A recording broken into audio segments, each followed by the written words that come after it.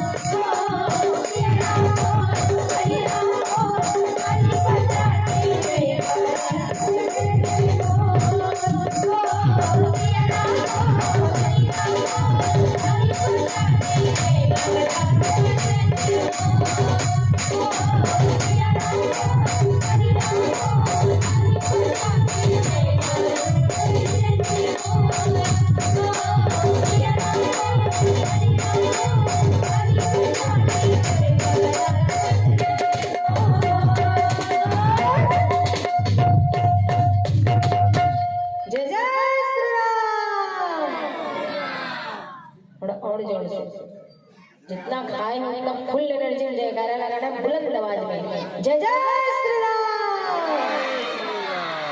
वाह वाह वाह, आप सबकी भक्ति शक्ति को नमन।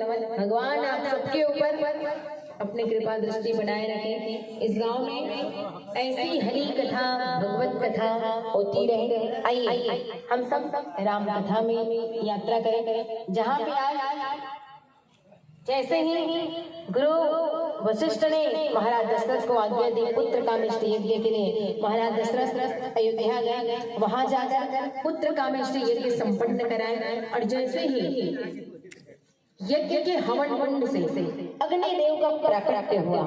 अग्निदेव हाथ में खीर का प्रसाद लेकर प्रकट हो गए। महाराज दशरथ से कहने लगे, महाराज आपकी यज्ञ सफल हुई। अब आपकी